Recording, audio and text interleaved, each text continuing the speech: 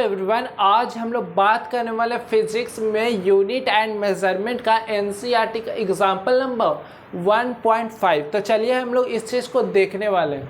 तो सबसे पहला चीज़ क्या करने वाले हैं कि इस चीज़ को सॉल्यूशन को देखने वाले हैं। तो देखिए, कंसीडर कीजिए एक सिंपल पेंडुलम है, मतलब एक सिंपल पेंडुलम है, कंसीडर कर लिए हम लोग को, और उसके नीचे बॉब अटैच्ड है। तो ये एक तरीके का बॉब है और किस चीज़ से, स्ट्रिंग से, जो ये रस्सी है। देखिए यहाँ पे ये क्या है, स्ट्रिंग है, और नीचे में क्या है, ये बॉब है।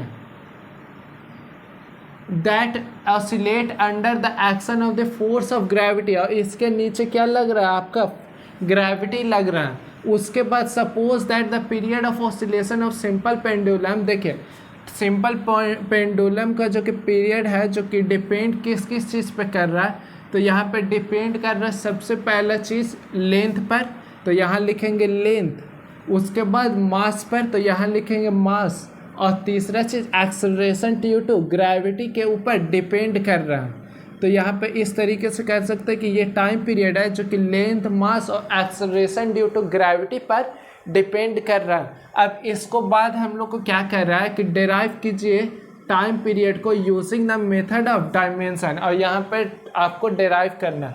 तो यहाँ पे सबसे पहले इस चीज़ समझेंगे कि यह टाइम पीरियड को अगर इक्वेट करना है तो ये सबसे पहले चीज़ कांस्टेंट आएगा। कांस्टेंट के बाद हम लोग को क्या करना है कि हम लोग को इसका पावर हम लोग को पता है नहीं। तो यहाँ पे क्या करेंगे कि यहाँ पे क्या करेंगे कि एल का पावर में x लिख देंगे, मास का पावर में y लिख देंगे, एक्सेलरेशन ड्यू टू ग्रेविटी का पावर में z लिख देंगे। इतना चीज़ हम लोग को कर लेना है। अब यहाँ पे हम लोग को क्या करना है कि क्या किस चीज़ से निकालना है, तो यहाँ पे निकालना है यूजिंग द डायमेंशन। अब देखिए टाइम पीरियड को किस तरीके से शो करते हैं। तो यहाँ पे मास 0, लेंथ 0 और टाइम पीरियड यहाँ पे है तो टी का पावर में 1। इतना तक क्लियर हो गया होगा।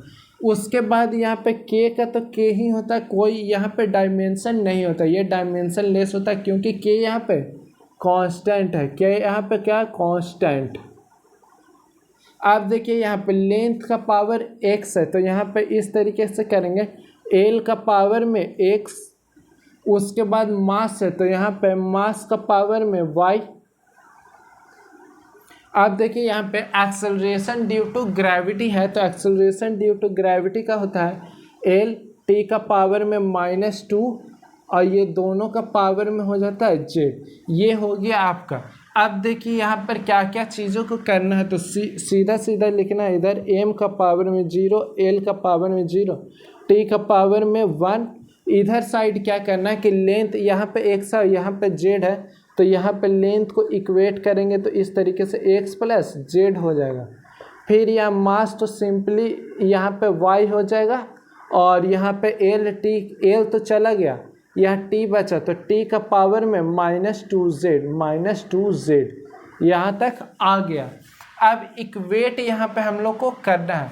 तो इक्वेट क्या करेंगे किस तरीके से, तो यहाँ पे सबसे पहले तो टाइम दिया हुआ है, तो यहाँ पे देखिए सबसे पहले टाइम पीरियड को करते हैं।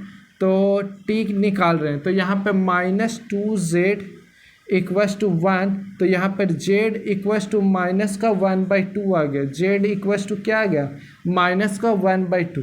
अब दूसरा चीज़ क्या कर सकते हैं कि y = तो यहाँ पर मास के लिए क्या होगा, मास के लिए यहाँ पे हो जाएगा y = 0। ये तो क्लियर कट है कि यहाँ पे मास है जो कि 0 है।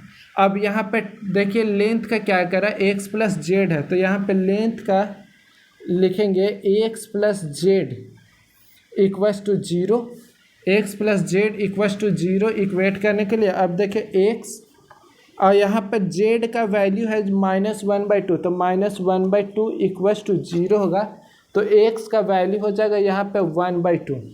x का वैल्यू यहाँ पे क्या आया, 1/2।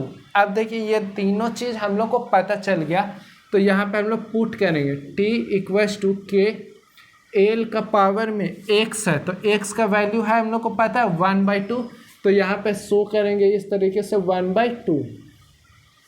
अब देखिए यहाँ पर कि मास है m का पावर में y, तो 0, तो यहाँ पे मास हम लोग यहाँ पर 0 कर देंगे, और यहाँ पर z है जो कि एक्सेलरेशन ड्यू टू ग्रेविटी है, तो g के पावर में -1/2 कर देंगे।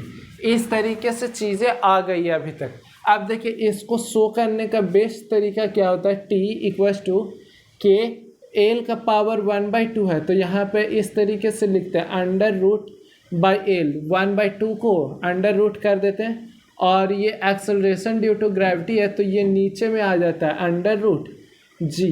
इस तरीके से अब इसको फाइनली हम लोग ऐसे करते हैं के अंडर रूट एल बाई जी। यहाँ तक हम लोग डिराइव कर सकते हैं डायमेंशन से, यहाँ तक आपका सही है, लेकिन हम लोग यहाँ पे कांस्टेंट का वैल्यू को डिराइव नहीं कर सकते हैं, तो यहाँ पे लेकिन होगा आपका के इक्वल्स टू 2 पाई फाइनली। तो यहाँ पे आप लिख सकते हैं के इक्वल्स टू हो गया तो T equals to 2 pi under root L by g, ये आपका फाइनली आंसर हो गया।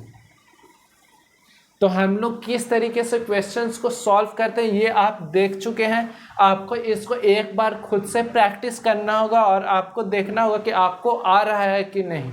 आज के लिए इतना ही, मिलते हैं नेक्स्ट वीडियो में। Thank you.